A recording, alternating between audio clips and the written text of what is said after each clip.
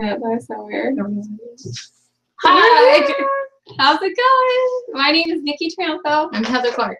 Yeah, so go ahead and chat us. We might not have very many people live. Didn't sound like lots of people were available. So if you're watching after the fact, it's no problem. We have a YouTube, no, sorry, I'm going to say it wrong all night.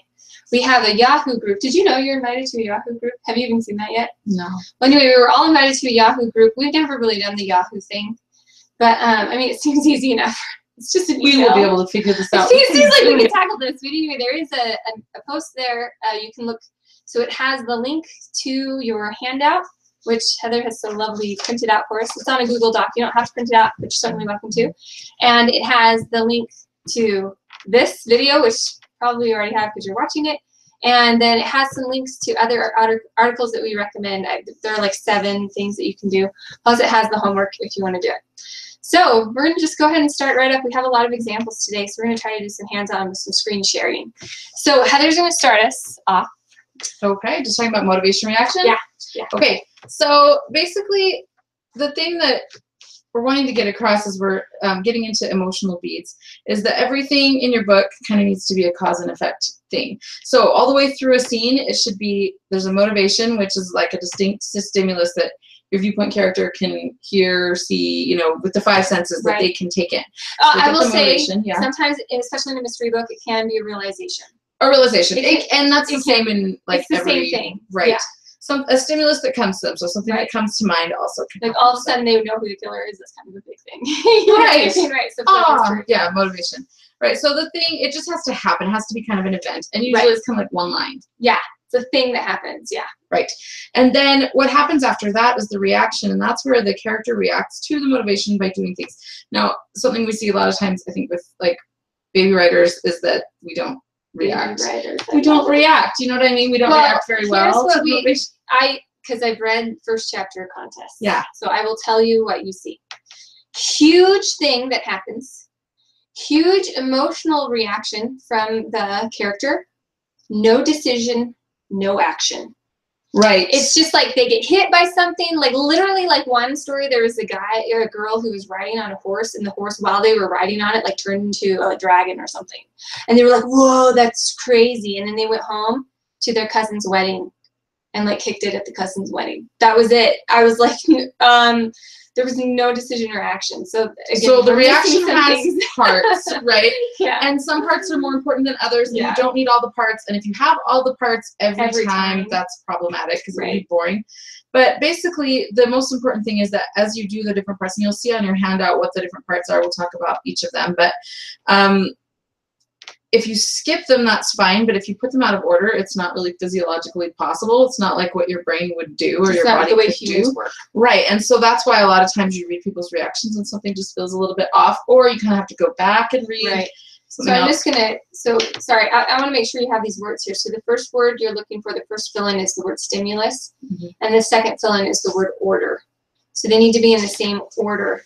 So you can't have your thought and then have your visceral reaction, because it turns out that humans don't react that way. Right, and the first fill-in at the top of that of the next section. Of the other column is visceral, because what basically they're more effective if they can make your reader actively experience things in a visceral way, meaning just like it's like physical, it's like part of them. They're reacting to it. Instead of being told how their character's reacting, they are reacting with the character. Right. And typically your reaction is going to start your new paragraph. So you have your motivation, and then your new paragraph starts with the reaction because it's just a new thing. And we also can refer to the reaction as the beat. So a lot of times, like my readers will be reading through my stuff and they'll say, "You're missing a beat here," and because we have the same shorthand, I'm like, "Oh, okay, fine. I know I need to go in and add a reaction." And one of the problems that Nikki and I had with our critiquing when we first started is that she would say, like, "Your character's just uniformly witchy. I don't know, like, why. She's just random. She's just a jerk." Well, and I was like, "She is going through hell. Can you not tell she's going through hell?" And Nikki's like, "Yeah, but it's not on the page." And I didn't think it had to be on the page because any human being would know it's terrible, right? And would react the same way. To make sure that we're not watching ourselves. This is why it's awkward. Oh, see, this is right. So much we don't like watching ourselves. Right. So any regular human being would react this way, is what I'm thinking. And Nikki's like, "But you haven't told me how they're reacting." Well, the reason why is that when a stimulus comes, and this actually happens all the time. We were talking about like marital problems and how spouses, and this happens in all relationships, Mm-hmm. I assume that I know what my husband is thinking and wants and what he's trying to say when he like makes a certain facial expression, and I get mad because I know he's trying to say this certain thing.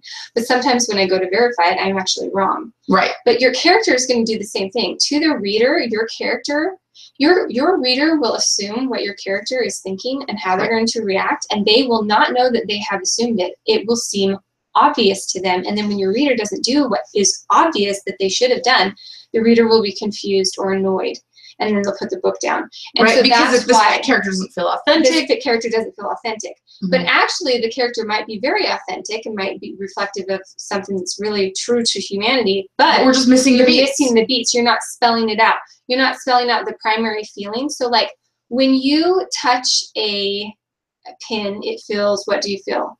In fact, should we just go into it? Should we just do our first? Okay. So we're gonna come over here. We're gonna screen share. I'm gonna pull this up for just a second so we can screen share. There we go. Super fast before we start reading the sample, I'm just going to go over going. these 6 parts of the reaction just super fast. Okay. So we have the primary feeling. Point. We have the first thing, like she said, you touch the pin, which you feel is like pain, right? So that's your primary feeling. And you can often skip that part, but we'll talk about times when you can't. Yes. But then the second thing would be the visceral reaction. So that's when you gasp or right. you pull away or whatever, the thing that you can't even help yourself from doing. And then the next part is your emotion, what you feel about it. We can skip that frequently, depending. We frequently can, unless it's a romance novel. You do. Just kidding. Just kidding. It's true. We always have this special category for romance novels, so it's so awesome that we get to talk to the romance novels because I can just max it out because you guys always need more beats than everyone else. You do need more beats. But the reason sometimes, okay, we talk about hitting the pause button in our writing. And we don't want to hit the pause button very often, except at very climactic moments, and we want it to feel like time has stopped and a big moment has just happened. Here are your beats for making time stop. You just don't want to make it stop all the time. You know what's hilarious? We're going to get to a sample from mine a little bit, where we pause on one beat for 5, 6, 7 paragraphs. Yeah. But it just happens, and they're short. Yeah, but paragraphs. Yeah. No, okay, so that we've got the emotion, the thing you feel, and then the thought or analysis, and this is like where you articulate your own emotion and reaction. And then the decision, which usually you skip it if the action then reflects it exactly. So I don't have to say, I'm going to punch Nikki. I punch Nikki. So let me show you an example of that before we keep going. I'm going to share this. So you're seeing, I'm going to move this because otherwise I see it double. Okay, so you're seeing what I'm seeing hopefully here. It's weird that we can't have anyone chat us if we're doing this wrong. We usually do this with a live audience. Okay, so don't worry about this quadrant B thing. We're going to explain that in a few minutes. Okay. There's a book called By the Stars by Lindsay Ferguson. She's local. I'm trying to highlight some local people because I love local stuff. So I'm just going to read through this, and then we're going to parse it. We're going to label each thing, okay? As he approached, oh, by the way, you should know, the main character here is, the viewpoint character is male, and he's the one who's telling the story. He's the one who is in love, and he has just met this girl. He's in 7th grade, and it was just amazing. She was so pretty. Excuse me, and she was so nice, and they had this great conversation, and he was having such a good time, and she was having such a good time, and it was obvious. And honestly, as a reader, it was cute, and there was romantic tension that was pulling them together, but there wasn't anything pulling them apart. And I was getting a little antsy. I knew from the premise that there would be something going on, but from the actual writing, I was kind of like, okay, like I'm getting kind of antsy now. This is kind of not enough tension to keep me interested. And then this is how the chapter ends. As he approached, she looked over in his direction, and a wide smile spread across her face. Elated, she had noticed him. Sorry, if there are typos, they're mine, because I actually retyped these. Elated, she had noticed him, and that she looked happy. He took in a breath. He was about to open his mouth to say hi, when he heard a boy's voice to the right of him speak up. Hey, Kate. Kate giggled and waved back at the boy. Cal recognized him as the loudmouth on the football team. Kate hadn't been smiling at him. In fact, he was pretty sure she hadn't even noticed him standing there. He watched as the boy strutted confidently toward Kate. The pair began talking and laughing. Cal looked away. At that moment, a hard realization hit Cal, something he figured he should have realized a long time ago. Kate was out of his league. So let's parse it. As he approached, she looked over. That's what? That's our motivation. That's motivation. So we'll just make that. I should really highlight instead. I'm going to undo that. Also, I'm used to navigating on a Mac, so forgive me if if I drive slow. Okay, elated, what's that? Elated, she had noticed them. That's his emotion. That's his emotion. And it's actually, I think, it's his first primary feeling. Yeah, that's true. Because it's followed by the visceral reaction. Right. Well, his primary feeling, I'm just going to go, your primary feeling when someone smiles at you is to smile back, unless unless you like hate them or something like that, right? And then, so here she is having her viewpoint character analyze a little bit. What's the physical sensation of having been smiled at? I would say the physical sensation is a sense of like general happiness. Right, but I'm elated, but yeah, but I don't think that they really go over that here. I think, yeah. I think usually you skip physical sensation.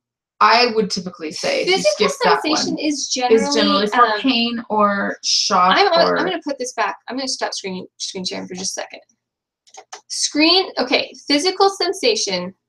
Physical sensation is really important in fantasies because what happens when they physically touch like a box or something like that, it's not known to the reader how it feels.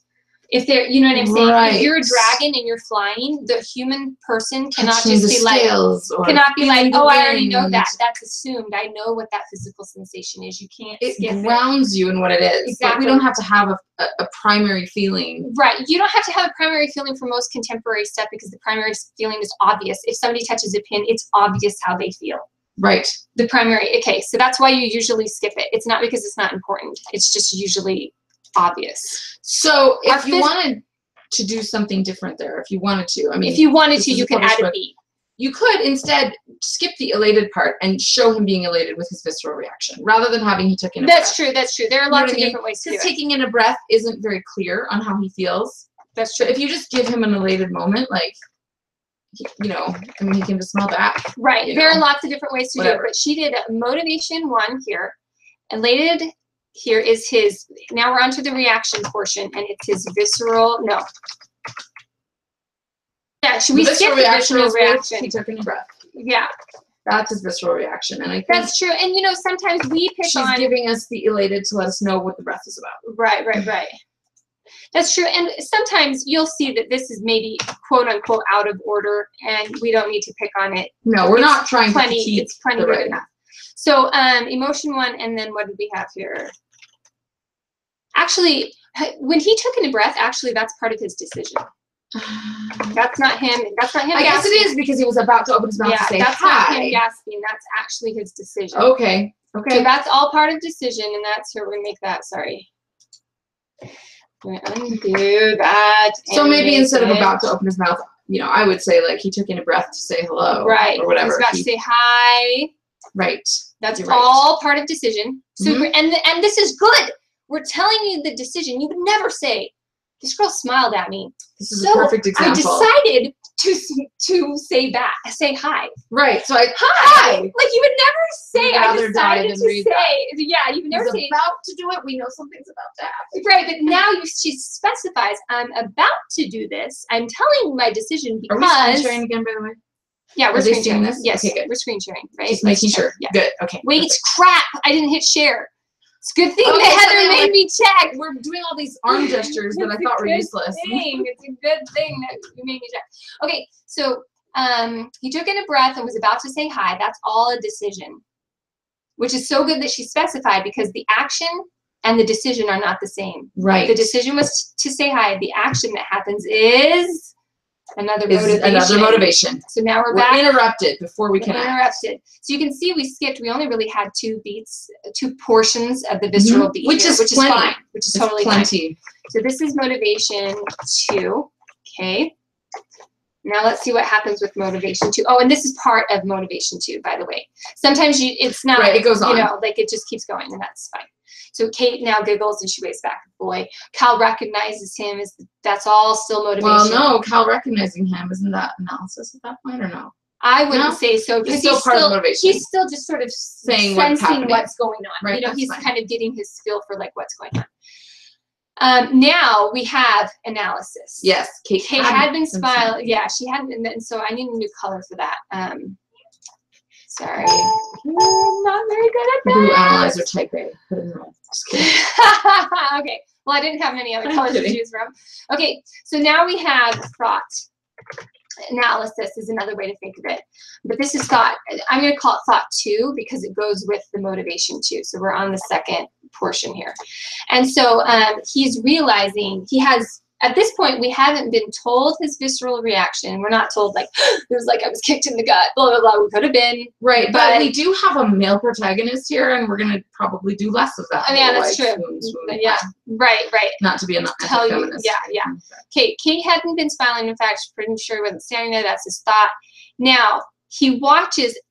This is an interesting one, and this happens a lot. You'll notice sometimes this, in my opinion, this lack of action is a decision. It shows that he is stunned. It shows that he's stunned. So it's part of his emotional reaction. It's part of his visceral reaction. It's just like it's a lack of being able to decide. It shows that he's trapped in the moment. And you'll see authors do this all the time in the moment. So I'm actually going to say, in my opinion, that this right here is still part of motivation 2. And that's perfect if it is. In my opinion. I think so, because Cal looked away as his visceral reaction. Yeah, so. And it shows his emotion really well. We don't have to say, like, he didn't want to watch. It was so difficult. Motivation 2. Just looked away. So I'm still going to say that this is all part of, and I do this a lot when I analyze it. I think he doesn't have any new information here. He's just kind of stuck watching this scene play out that he doesn't know what to do with yet, and it's hard for him. Well, that happens to us all the time. And it happens all the time. Really we haven't decided what we're going to do. We're just really like stuck and whatever. And then at that moment, this hard realization hits Cal. And really, technically, the way that I said it, sorry, I have a 5-year-old right now. He's 5 today. Yep, hello, birthday boy just came into our webinar. Okay. I'm not watching the show that we like. So you have to talk to Carter. At that moment, a hard realization hit Cal. The realization is, in my opinion, thought. It's analysis, right? Yeah. Okay. You can, a realization that's like, oh, sorry, that's my fault. A realization when you're in a mystery, a realization can be another motivation, but that's not, just ignore that. That's, yeah, I think this whole next paragraph here is analysis. Yeah, so what did I say analysis was? That was red, right? Yep. So this is his thought. All the way down. Yeah, all the way down. Anyway, we don't have to keep going. We don't have to hit it over the head, but basically, Kate was out of his league, which kind of hints, in my opinion, at a decision. He never formally says, and now I won't pursue her, but not to that is, I wash my hands of her, kind of. But it was, you can see it in the, I'm going to stop the screen share for just a minute. You can definitely see it when they're hanging out. The very next time he sees her, he starts to hang out with her. He starts to be excited about, and then falls back. But then he uses his discipline and says, like, it's the disciplined, mature thing to do here is to pull back. And then in this story, you go 3 or 5 chapters or whatever, and then you start to wonder as the reader, because you don't think that he's getting it wrong. You think he's getting it right. She actually doesn't. She's not really interested in that way. But after they interact for a little bit, the tension comes from, he still likes her, but he has to push away. And then there's that added tension of, after a few chapters, does she really want him to push away? I mean, is that like a bygone thing? She used to not be interested, but is she interested in now? And it's kind of a risk to find out and all of that stuff. So that's kind of what the romantic tension is, the tension between the tension pulling them together and the tension pushing them apart. Right. Okay, so now we're gonna talk, Heather. And the decision is a perfect place to cut the scene, really. Yes. Because that's, if we talk about scene and sequel, which we often do when we talk about beats, is that at the end of a scene, we'd have, like, you know, there'd either be the goal, conflict, disaster scene, or there'd be a reaction, dilemma, decision scene. And I feel like, in a sense, this scene is that reaction, dilemma, decision, or it feels that way to me, just because we have him coming. He's reacting to this former conversation where everything is great. He sees her, he comes in, and then the dilemma is, I'm seeing her with this other person, and I'm kind of frozen by that. And then that decision kind of is like, oh, she's out of my league now. I'm going to do something different. And I'm going to kind of distrust her, which we're going to get into that in a little bit. Okay. And we're not, we don't have to go over this. We don't have to go over this, but the next thing on the handout, this list of physical beat ideas, just to help you with doing things other than just clenching, gasping, swooning, and all the other things. Go read that list. Yes, I'm going to screen awesome. share so that you can see what we're talking about. Maybe I'm going to screen share. Is it? We're going to invite them to Graham's Minecraft. You're being invited. Yes, you're being invited to it. But I think that's going to work. Yes. Okay. So here's our handout. This is a really good thing that you should definitely look at. And it has lots of ideas so that you don't have to say she was happy, she was scared. But we're going to get into that more later if that's something that you guys need. And we really want to focus on how to use beats to establish your romantic premise. Yeah. Because I think I'm going to tell you straight up as a reader, the #1 reason that romances lose me is that I don't think their premise is believable. If it's a believable premise, I will totally read it, and I love romance. If it's not a believable premise, I will say, you roll your eyes and throw it out. But not all romance readers have the same litmus test that I do. Correct. And so you'll just have to kind of see who your readers are. But anyway, that's just something to keep aware of, that you'll get more readers the more you can earn. So we're not talking down in the minutia right now. We're talking a little bit more global, I think. Right. Okay, so we're going to skip in our handout. We'll go back over here.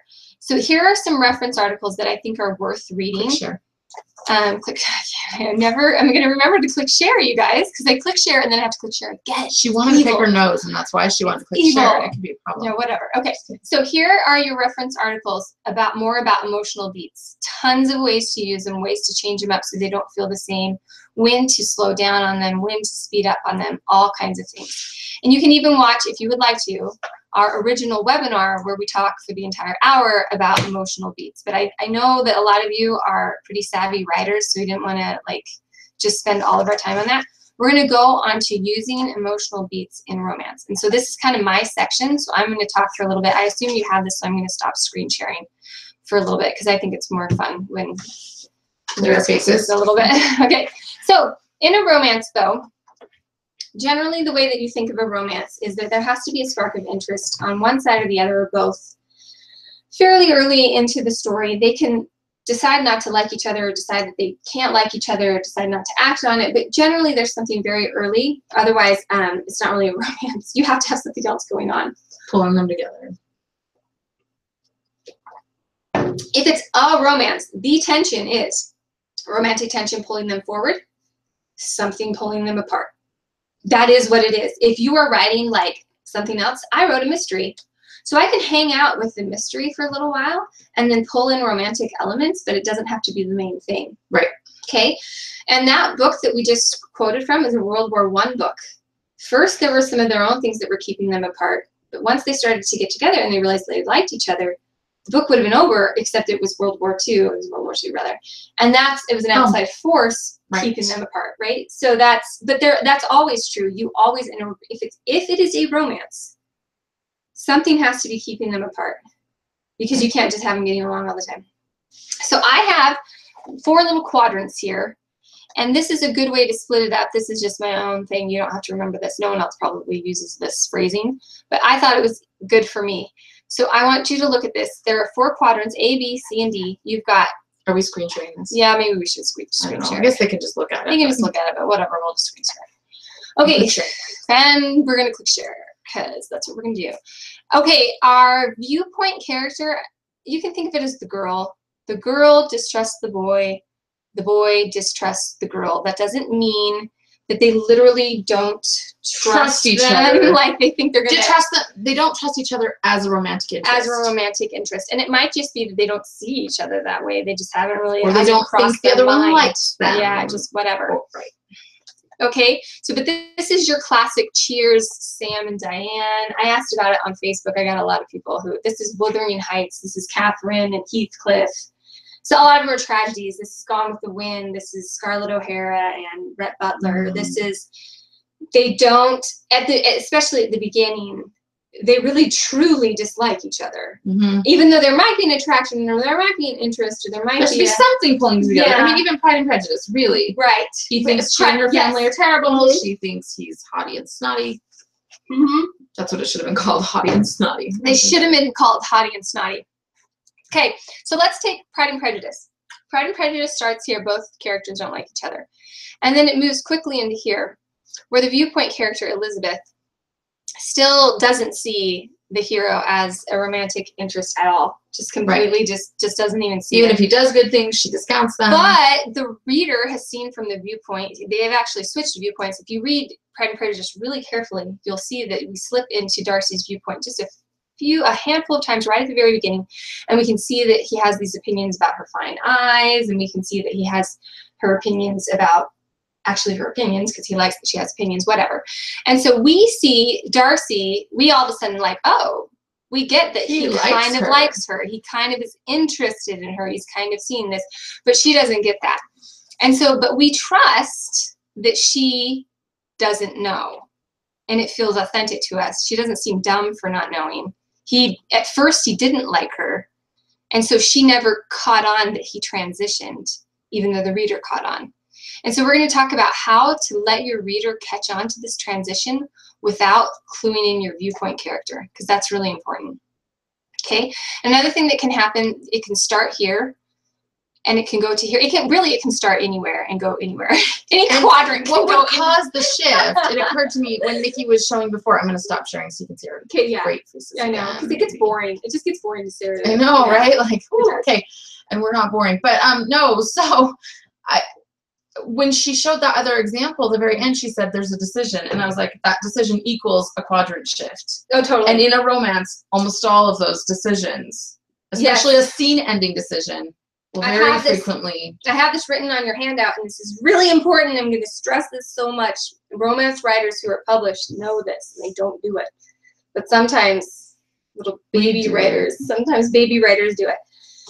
Wherever you leave your characters, whatever quadrant they are in at the end of this scene 28, at the beginning of scene 29, they have to be in exactly the same quadrant. Start them right there and show the shift. You can't just say, well, we were mad at each other at the end of 18, but we've made up by now, and now we're acting this way.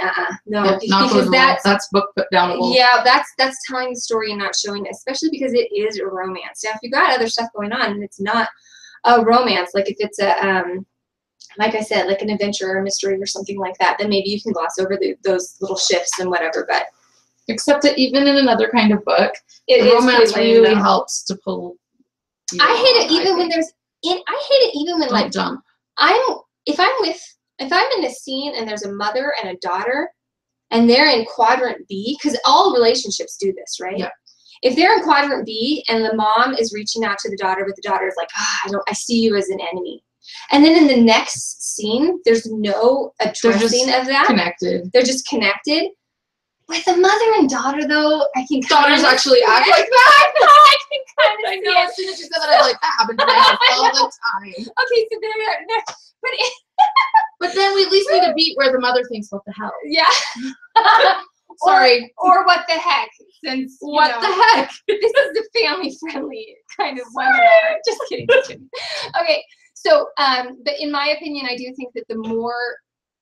And that's true though. Sometimes you can a relationship that's authentic and that's old, a relationship that's very well established, like a mother and daughter relationship is as long as they've been alive, or at least as long as the kid's been alive.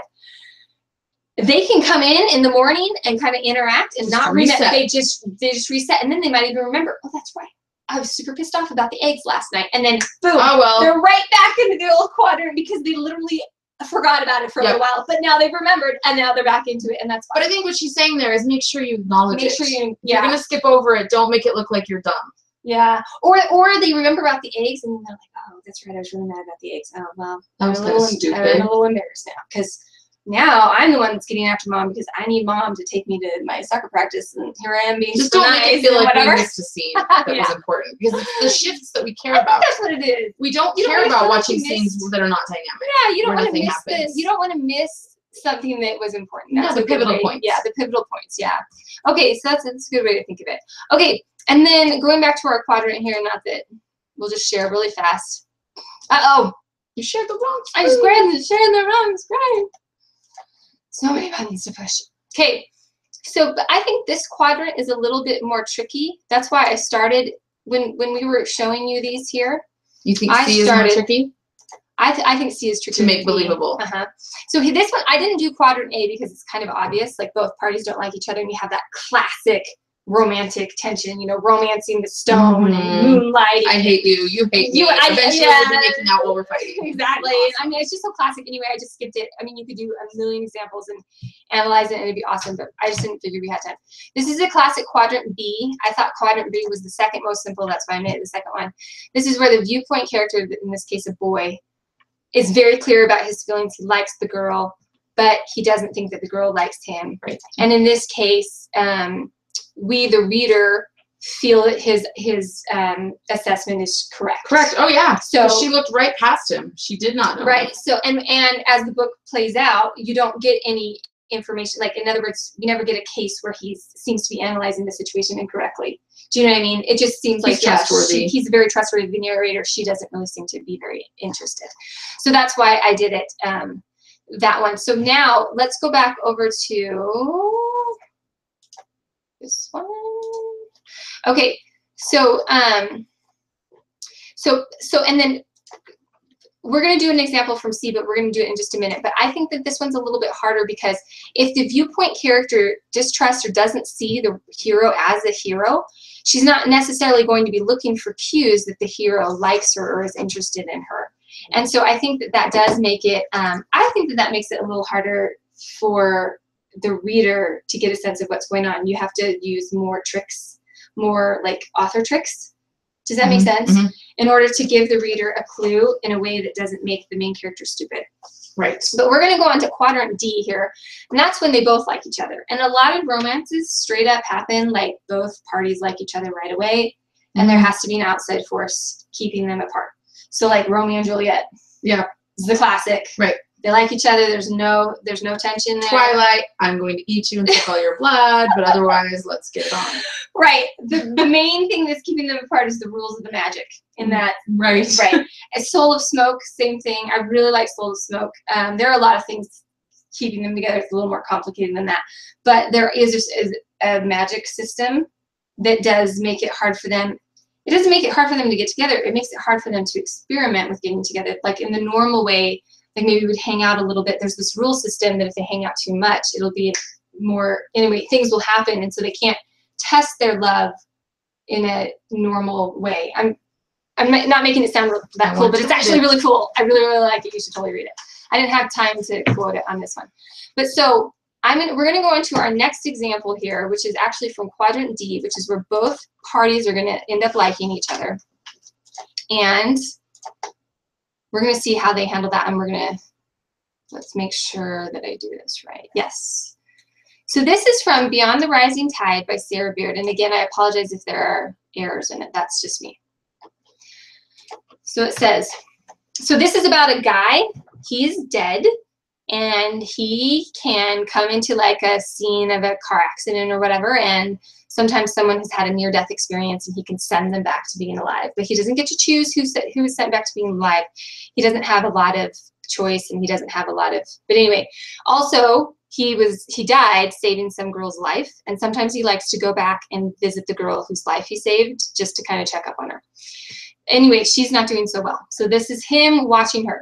Breathe, I whisper, and she can't see him. He's dead. Breathe, I whisper, even though she can't hear me. Breathe, Avery. After a long minute, she draws in a shuddery breath, but then she digs her nails deeper as more tears fall from under her wet lashes. So let's just go ahead and do it as we go. So this is not a motivation, you can see. This is already a reaction. Yeah, it's his action. It's his actual action. So we've already skipped that. Her nails dig even.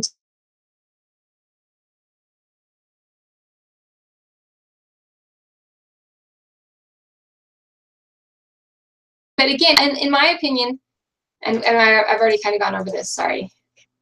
But I think that this is more motivation. Motivation 1. This is still motivation 1 because, again, he's stuck where he can't really do anything. Yeah, that's true. And he's just kind of sitting there. And, in fact, actually, this whole scene, he's kind of stuck. He keeps watching her, and he's stuck. And he watches her, and he's stuck.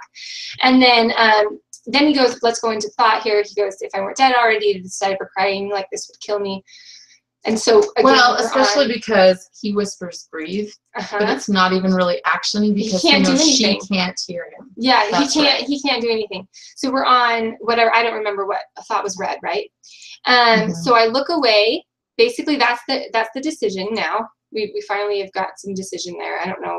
We'll put it that color. So the notebook she tossed on the floor. It has a curvy handwriting on it, and then this is more motivation right here. It is. This is the next motivation. Yeah, new motivation. New motivation. So this is motivation 2.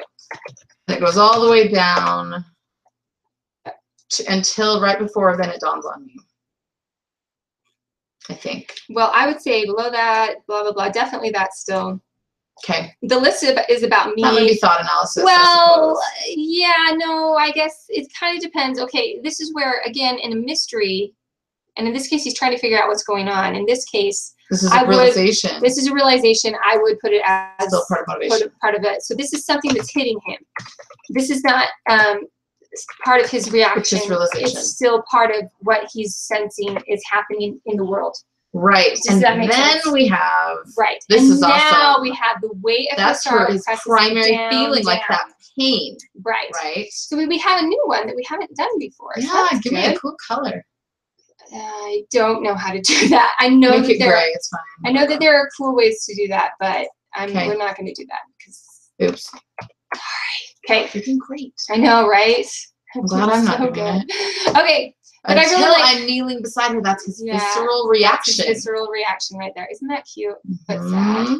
Oh, and then sad. Analysis. I have the ability to save lives. Why can't I freaking do this, Heather? Okay. Okay, and then here, this is his thought. Thought. And you know, this is why for me, like at this point, emotion and thought, to me, they mix because it's the analysis of the emotion. Yeah, sometimes the emotion and the thought are actually the same. They're actually called one beat. So we like split it up into 6 beats so you could see it like part by part by part by part. But also decision and action is actually considered one beat sometimes. Right. So just so you know, just so you're aware, you'll hear sometimes. But we like to separate it because sometimes they're different. Right.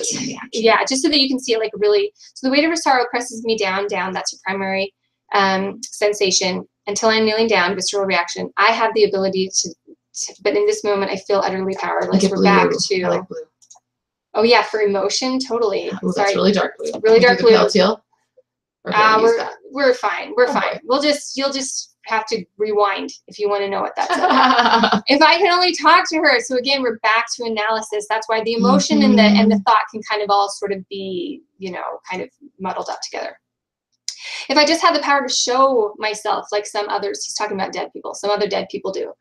I could convince her that she doesn't need to grieve over me, that I don't regret saving her life, even though it meant sacrificing my own, which is super a cool line, right? That's a super cool line, and it's a super cool idea that he sacrificed his life for her and he doesn't regret it. It was the greatest thing that he ever did. It was like the only redeeming quality that he ever had. And she's hurting over it, and he wishes he could just say, like, I am a better person now. I am actually better off now than I ever was before I met you. You helped me by letting me help you, being the person that I could help. You know what I mean? So we're not going to parse this. This is all pretty much decision, in my opinion. So we'll just put it as whatever that color. It's a cool decision. It is a cool decision. And this is why we talked about this one. As I listened to her cry herself to sleep, an idea surfaces in my mind. The same one that's been bobbing up and down for the past several weeks. Bobbing up and down. He drowned. It was drowning. And this is cool. This like cool visual. Like she does good metaphors and stuff. I don't have to feel so helpless. I learned as a kid the only way to escape helplessness was to take things into my own hands. If I want Avery to be happy again, maybe it's time for me to take her healing into my own hands. I don't have to remain unseen to her, not when there's a way to gain a temporary body. It's risky, and it would involve dishonesty and thievery. It would require me to be the despicable person I left behind a long time ago. I'm not even sure I could pull it off, but I've been watching Avery's life unravel since I saved it last winter, and it's only a matter of time before the threads holding her together fray and snap completely. So again, I really like the way that Sarah says her life is unraveling, and the threads are going to fray and snap. I'm going to stop the sharing just because it gets old. I really like the way that she said that, but basically all of that decision, the reason why you need that decision is because that decision doesn't carry the next chapter. That carries the whole book. So that's why we take this long breakdown. Yeah. Sometimes your whole reaction can be like a sentence or two. Right. But we've got like paragraphs. We're giving you ones with huge reactions because they're super pivotal. They're when that's in a shift from going from one quadrant to another in a romance. Or this is when you have to settle in and break it down. Yes. Or when there's an establishment of a premise, an establishment of a goal that's a story goal that's going to carry the whole story, not just a scene goal. That needs more weight. Other things that might need a huge amount of weight, again, for a mystery, a realization about a clue is a big one where you have to reanalyze especially everything one that changes before, you know what I mean? And so anyway, we won't go over more examples because I have them embedded in. But basically, though, let's go back to my, just so I can see it. Okay, so we're going over, let's go back to the quadrants, though. If you have that page, we just went over quadrant D. She has to establish, Sarah, the author, we happen to know Sarah, but you should still totally read that book. And it was a Whitney Award finalist. It was, and I have to take it. Nice. So anyway, it's super good. But she has to establish very authentically that even though these two characters are going to like each other right away, because they're in quadrant D, that there is an outside force that is keeping them apart. And it's so big that we really think the whole time there's no way they can actually resolve it. Actually, it feels really quite big, and that is that he is dead. Right? And so that's a magical system where they can't quite see a way around how they are going to be together. And we also see him, too, trying to pull back, not just because he can't be with her, but because he doesn't want to mess her up even more. And it feels very authentic because what his whole point, more pain, reject his her. whole point is that he's going to help her feel better about his death. And so he makes decisions to, and it feels authentic. But you have to, as a reader, you have to accept the premise that he really does. He's not just trying to like hang out with the cute girl. He really does want to make her life better than it was before. And you do. I think that Sarah, she pulls it off. She pulls it off really very well. Yeah. So that's good. Okay, but let's go back to the quadrants. We've discussed, we're not going to do quadrant A. We've discussed quadrant B. We've discussed one example from quadrant D. Let me make sure that I've gone everything off. I'm just going to read this. Often the premise rests on the reader knowing the characters are in quadrant D, but believing, okay, this is a new thing. Okay, so now go back here. Sometimes you're in a quadrant D situation where you are, both characters like each other, but the whole premise is that one character or the other or both doesn't believe that the other character likes her. I was like more often than not. Yeah, it's like that. Like a lot of romances like really rest on that. So either they authentically dislike each other or they think that the other one dislikes them, but even though they're wrong. Okay, so usually the way that you're going to do that, and we're going to go over an example from my story from that because it just happens to be. And it's awesome. And it's awesome, right? Duh. So, but it just happens to be the quadrant C, so we're going to go over it. But in this one, the way that you're going to do it and have her not look stupid, this is a girl, her name is Salem. Salem, there's this guy, his name is Cordero. Everything about this guy she doesn't trust because her sister was killed, she thinks maybe by Hispanic gang members. And this guy's a Hispanic gang member, and she just thinks he's the problem in our town. So it's basically straight up prejudice. The way that we talk about it in the literary sense is a fatal blind spot. She just can't see. So when the reader sees her collecting clues, she sees her collecting clues about Cordero, and at first we trust her. She's our narrator, and we trust that all of the clues that she's getting about Cordero are authentic. But then after a little while, we see that we can see the reader that she's not able to analyze these clues, like any clues that point to Cordero being maybe not a villain or trustworthy in any way. She emotionally cannot, as soon as she sees it, her emotions just like cause her to flip the information and just see it a different way because she just can't see it. Her emotions don't allow her to be able to see from that perspective. And in a mystery, this is nice when you do this, because it means that the reader knows that she's trusting the wrong people, and that puts her in danger. So we start to fear for her. So that, and so we start to see her as the girl walking down the dark, lonely alley, and she's alone because she trusts a certain set of people, and she's trying to walk away from somebody else, but we're like, you should be trusting that guy, and you should not be trusting these people. So now you're in trouble. You know what I mean? And so, but you're letting that fatal blind spot. Right. But what I'm saying is no matter what it is, even if it's not a mystery and there's no reason why they're in trouble because of the way that they're misinterpreting the hero, when they misinterpret the hero, it needs to be because of a flaw that you have, as a writer, you have earned. That character needs to authentically have that flaw. It needs to affect them in other ways besides just their romance, and it can't hop around. It can't be 1 minute they're too prideful, and then the next minute they're too naive. It kind of has to be like whatever their fatal flaw is. That would be the flaw that you'd have to resolve at the end of the book. It would be a book-long character growth arc. Right. And Salem's book-long character growth arc is that she doesn't trust herself, and that makes her not trust certain other people, including information that she had about Cordero, blah, blah, blah, blah. Anyway, so the whole thing, like, hopefully it all works. But anyway, so I'm going to read this. You want to give your character a weakness that can be defined clearly and defined early, and we want to see it in the first chapter. You do. You definitely want to see it in the first chapter. It thematically figure in. Yep, absolutely. And you don't have to see it with the romance guy right away, necessarily. No. That's, I mean, but from the get-go, we're going to see, oh yeah, this person has that problem. Is quick to judge. This person thinks they're all that. This person thinks they're smart. Elizabeth is super smart. And in fact, it can be so much so that the reader can just go with it, like, oh, she is super smart. She's got it down. But then after a while, they're like, oh, sometimes she's so smart that she's actually not seeing that she's not as smart as she thinks she is. You know what I mean? And then we get to learn that, and that's fine. But you have to have the seeds of it. The seeds of the flaw have to be there right away. Okay, and so from my example, I'm just going to read, you can read into the details, but some flaws that people can have, and you can think of a ton, but like pride is a really good one. Perfectionism is a good one. I thought that was Anne Shirley's thing. Oh, that's awesome. Anne Shirley was like so into like it has to be this idealist guy, right? Idealist, you know, and she just wanted her romance to be this certain way, and anyone who wasn't doing it that way was just like ruining everything. Right.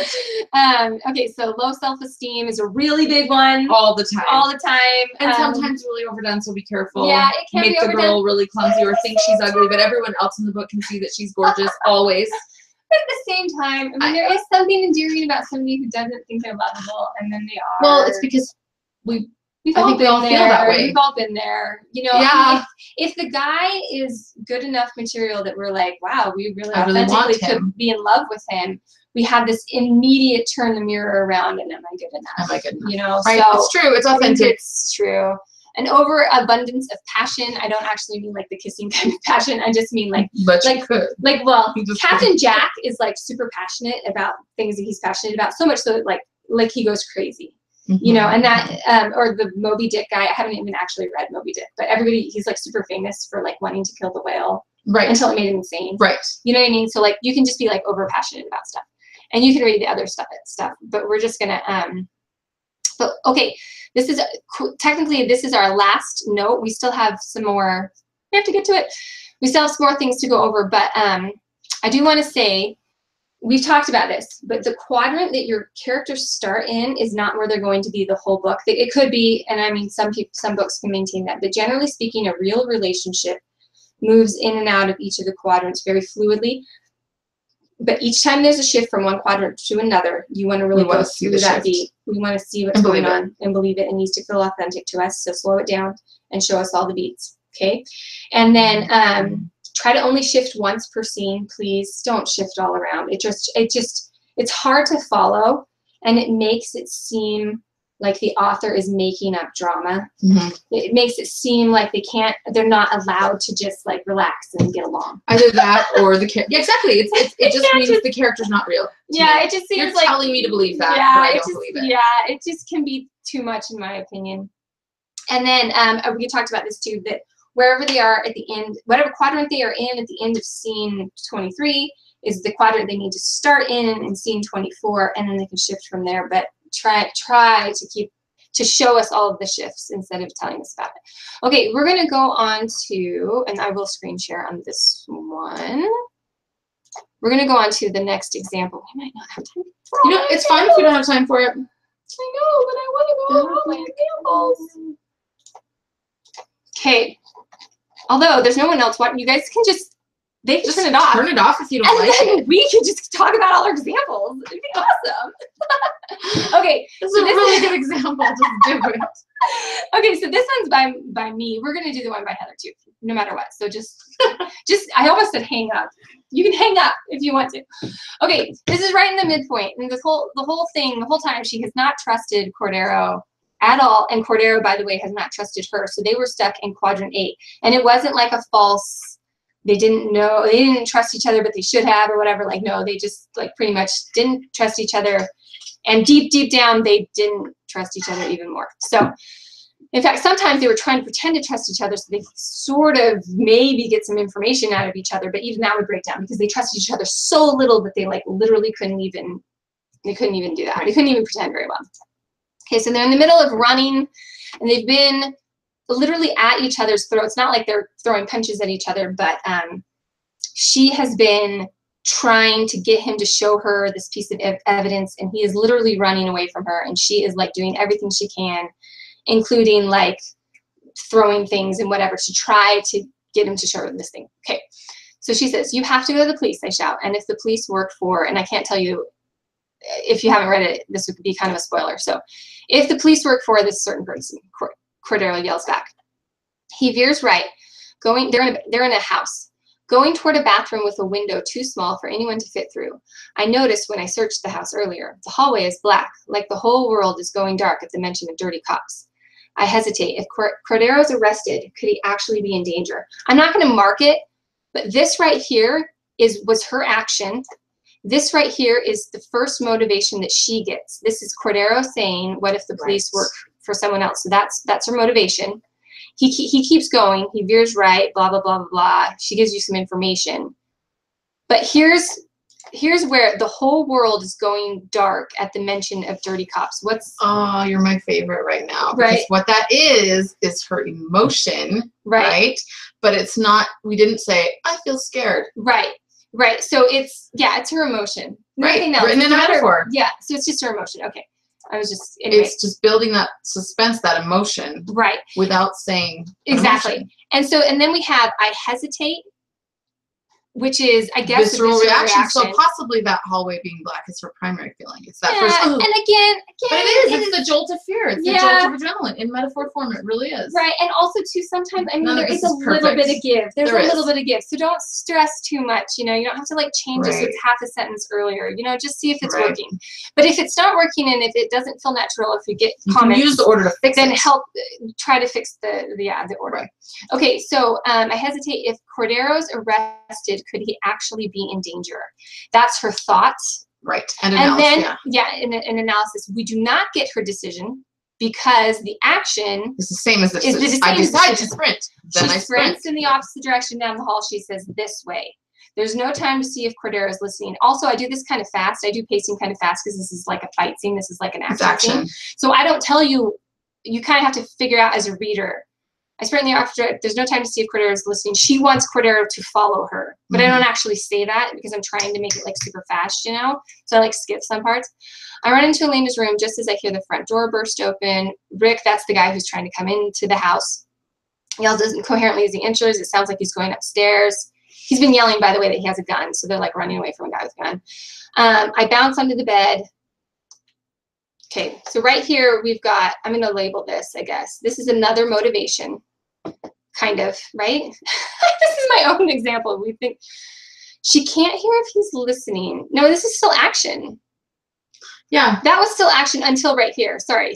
This was all action.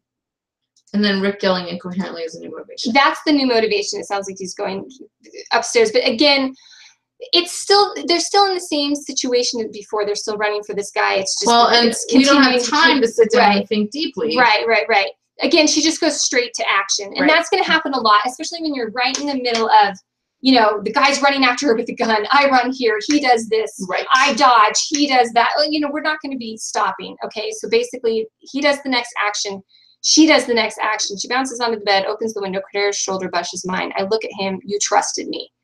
So that's where we get it. Like he followed her. He trusted her.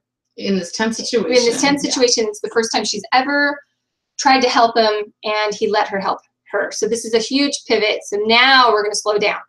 Even though there's a guy. That statement, you trusted me, encompasses Really, Right. feeling, thought, and action. Yeah, it's kind all of, together. yeah. So we're trying to show and not tell, especially because it's an action scene. So we're trying to be as light as we can on anything but actual. Right. Like, We don't have literal paragraphs action. of analysis. Yeah. Until right here we have to have paragraphs of analysis because this is an entire huge shift. The whole first half of the book, they did not trust each other.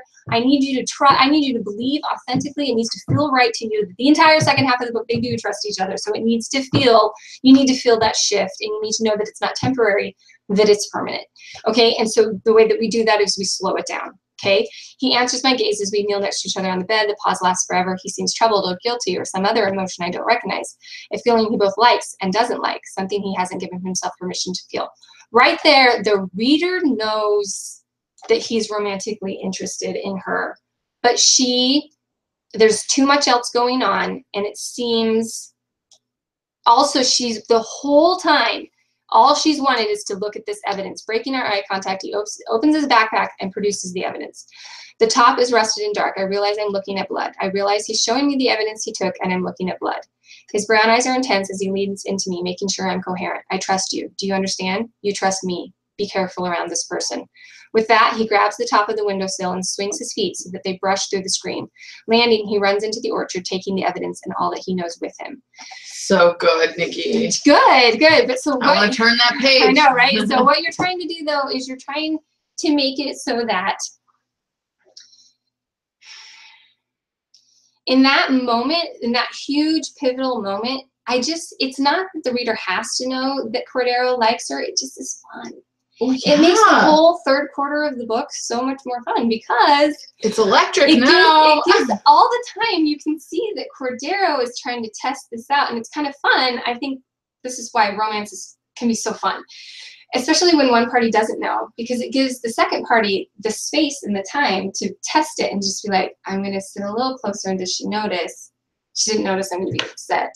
She let me, I'm going to be excited. Like, you can kind of test it a little bit slower, and you don't have to go right to, in Mormon speak, the DTR, the define the relationship, right. where you just talk about everything. No, that's no fun. You get to like sort of DTR, that's what means hooking up in Mormon speak. I love it.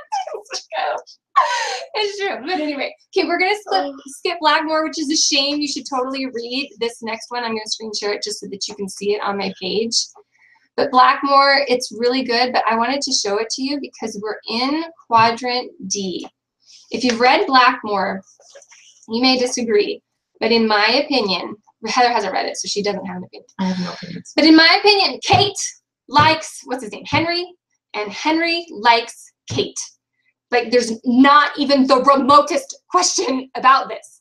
But she often pretends, because it is more emotionally easy, it's emotionally difficult for her to admit this, so it is safer for her to pretend to be here.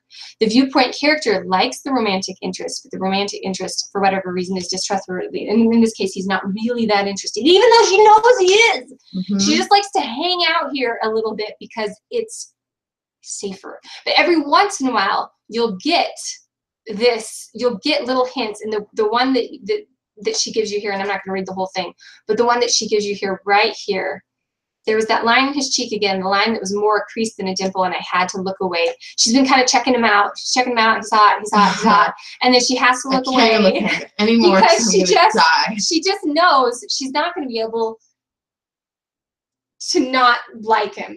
Yep. She just has to look away. You know what I mean? And then look.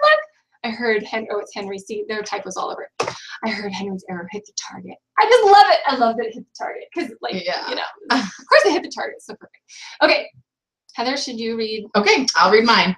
Okay, so mine is kind of an example of this fluid change too, and I guess actually all of these really do show a transition. Yeah, they do. So this one is transitioning from A to D. Now in A, where they are here, it's not that either of them actually distrust each other again, like we've said, but neither of them is thinking of each other as a love interest at this point, or at least not that we know. And I'll screen share for you. Okay, awesome. Thank you, because I won't do it right. Okay, so what we have here is, okay, I'll just read it. Evan smiles. Oh, by the way, the main character is pregnant. She's a teenage pregnant girl, and she has been freaking out because she's had to watch this baby, and she doesn't know how to take care of the Not baby. her own baby. No, some twins that she got stuck with, and they've been screaming, and she calls Evan because she knows that he knows about babies. Right. So, but we're not sharing right now. Okay, cool. I'm driving. All right, sorry. Evan smiles as he adjusts sleeping Hannah and slides his free arm around my shoulders. They finally calmed the baby down. I fit right in the crook of his arm where I can smell the musk of his deodorant and feel his warmth radiating through his t-shirt. The touch of his arm on mine prickles my skin like an electric charge. I mirror each breath to match his, slow and deep. Thank you. I turn to look up at his face. The line of his jaw darkens slightly with scruff. Okay, we're going to stop for a second, though. We're going to stop. So that's his motivation. That's the motivation. Where he puts his arm around her. We're just analyzing the moment. Smells him. She's still just this is just her telling you what the moment is. Right. But then this is the actual feeling. You have the primary sensation. That is the primary sensation. Yes. And I did not do this deliberately. But then I really like this one because it shows her emotion without telling it to you. What's her emotion here? Obviously, I want to be with you. Like I want to connect. This is working. Like this is working on a level where I'm matching your freaking breathing. Like I'm not like saying to myself, "Wow, this would be nice." I'm just breathing. Yeah, and she hasn't really thought of him that hard this way before. Right.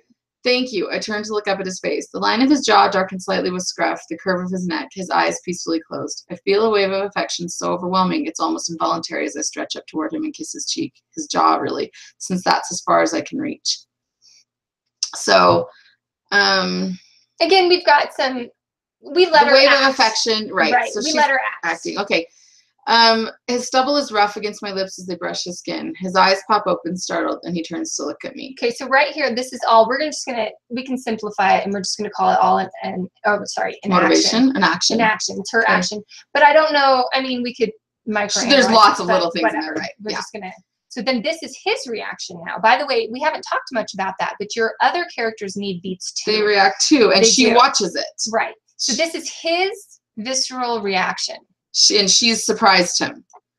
Our faces moved, and I might have wanted to put a tiny reaction to his startled reaction, but I didn't. I don't want to go too deep. Yeah. Okay, our faces moved together, agonizingly slow. Our shock mixes with magnetic pull, barely stronger than the inertia of surprise. His face is so close, his features blur, and as our lips come closer, I shut my eyes, inhaling deep. I take in his scent, warm and dizzying. Our lips meet. Tenderness, friendship, and kindness in the tingling current of desire, stunning in its newness. The whole world stops as we connect, moving so slowly it's almost imperceptible. I'm just going to say the whole world stopping as we connect. Here we have, they're totally stuck in, and it's funny because we want these beats, but they're stuck in motivation. Boom, they're still getting to the kiss, getting to the kiss, getting to the kiss. Yeah, we're like, but I wanted to take it slow there. Of course. So you can be stuck in a moment where you're not able to stop and think about it. Right. And this is really still being stuck in the moment. So I'm just going to, so finally we are on to. Moving so slowly, it's almost imperceptible. Almost. Right. Holy Mother of Band Boys can kiss. So that's her analysis. Nice. That's her analysis. Good. I press closer. She's going right from analysis to getting it on. Yearning for more contact until a squawk of protest from Marcus stops me cold. I gasp and we both pull apart. I choke on the self-conscious laugh that bursts out of me. I am holding a baby. Evan is holding a baby. They're twins, right? They were both twins. They're both holding a baby. Okay. I am pregnant. I just kissed Evan. Evan just kissed me. I wanted Johnny for so long. Now I'm only allowed to want Samantha. That's the baby she's pregnant with. I love that line. Because you know why I love that line? Because she is telling you, okay, speaking of the quadrants, let's just really quickly go back to the quadrants. Okay, viewpoint character says that she distrusts the world and that the world distrusts her, and she is stuck in A. She can't ever be out of A. Her whole life is A. And what she wants so badly is D. From everyone, from a mother. From anyone, but she thinks she can only get it through a baby. Right. She can only get it through this new entity who's going to come into the world, and it's going to be this magical thing, and she is going to love the baby, and the baby is going to love her. And so she tells you straight up, right here, she tells you out loud, I'm only, oh, sorry, I did the wrong one, and whatever. I'm only allowed to want Samantha, and she's telling you, I only can believe that quadrant D will ever work for me with this baby. And so she's telling you straight up, the whole rest of it, we're going to see how she's going to flip. I know she's going to flip.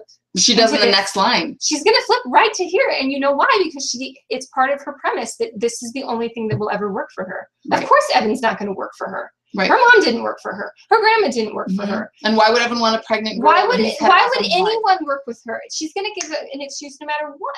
She says, but I look back at Evan with Hannah in his arms, and I'm not sure Samantha is the only thing I want anymore.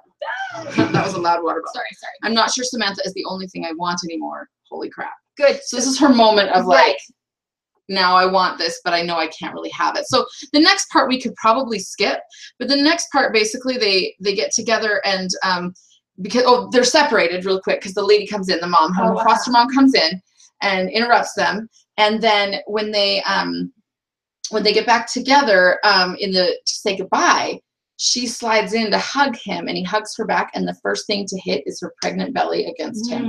Right. And that right there, my friends, is the large outside force in D that is going to keep them apart, and it physically hits him. And then he says, sends her from D into something else too, because when it physically hits him, she thinks she knows that she wants him and can't have him. She doesn't think this is something that can be overcome. She thinks this is something that cannot be overcome. She immediately, it's impossible. That's her fatal flaw, is that she thinks that her life is not solvable. Right. And he says, like, he pulls away, and she says, his words are a bucket of cold water poured over my head. I couldn't have been mistaken about that kiss. Wait. Oh, you're going back? Yeah. Where are we at? We are right here. Yeah. So I couldn't have been mistaken about that kiss, could I? I know what I felt, but what about Evan? Was it the hug? Was he repulsed by my pregnant belly? Does he distrust me? Right? Bumping up against him. Yeah, I say thanks for helping. Evan is gone before I can think how to keep him here, and I wrap my arms around to protect myself from the chill gust of November wind that blew in as he left. Very good. So we've got our final motivation here is that Evan is gone, and then the whole before I can think how to keep him here is her emotion right there. Right. Very nicely done. Without telling us, I feel lonely, I feel rejected. We just get this, like, she feels like I couldn't think fast enough. I don't, and then we get the visceral reaction. And again, I mean, we kind of prove that the she's order cold doesn't and wraps necessarily, but I wrap my arms to protect myself from the chill. Right. And then we get, that's not really a visceral reaction. No, that's like, that's just using. It's her emotion in a metaphor. Yeah, that's just more. That's emotion in a metaphor. Yeah, that's just more metaphor. So, isn't that fun though? It's delicious. I hope you guys can see though. It was fun to read that because I was like, "What? I wrote that? That's cool." It's so much fun. We're gonna go over the homework super fast, so that but if you have questions, you can ask us. But romances are so fun. They're so fun, and like all the pivots and all the shifts and whatever. I am gonna say, and I have this on the homework, so we'll just go over the homework. I want you to write or use a pivotal scene, and I want you to do what we just did. You're going to make it all filled with red or blue or whatever colors you want, and try to tell me what those colors mean. Like, this is the first motivation. This is what I see the visceral reaction as. This is whatever. And you don't have to have each beat. That's totally fine. Then I want you, so after you've done that, first I wanted you to tell me which quadrant it was. If you were, hopefully it's about a romance, and hopefully you're in one of the 4 quadrants. If it's quadrant D, I need you to tell me what the outside motivation is that's keeping them apart, and I need to know, do they both know about it, or does only one party know about it, because that makes a big difference. And if they both know about it, or if only one party knows about it, how does that affect their relationship? And then label all the lines with the color of the motivation and reaction, and then look at the emotion section of the reaction. Like, if you labeled something in its emotion, if it says the emotion like I was happy, that's fine, but are you doing that every single time? And to punch up this homework assignment, since you're doing a pivotal scene, try to express the emotion either with a metaphor, with scene, and you've got some ideas on your handout. We have like 7 or 6 ideas of like things you can do to make it so that you're not just saying I was angry, I grinned, right, which is kind of a lazy way to say, or not a lazy way, but it's just another way to say I was happy. I side clenched, my heart fluttered. Right, yeah. So Yeah, when we read I grinned, I mean, I guess we kind of see a grin a My little characters bit. grin so much. Yeah. I always have to go through and search for grin. Right. Okay, now the next one is to look at an action section of your writing. If they decide to take an action, is it successful? If it is, great, leave it alone. But if they've just taken an action and it's not exactly the way that they wanted it to go, then you need to put in that beat of what they did want. So for example, she says something and I punch her. That's one thing. But if she says something and I decide I'm going to stay really calm even though she's a jerk, and then I punch her, that's another Way thing. stronger. That's a totally different thing, and that shows you something different about my personality. So if there's ever a time where you, the author, knows that the decision that they made and the action that they took were opposite, Tell the reader. tell the reader, because you're Right. operating as if they know that. Definitely. And they don't know that, and they need to know that. That's what makes them who they are. And so you're thinking you know who they are, and you're thinking the reader knows who they are, but if you skip that, they won't know it.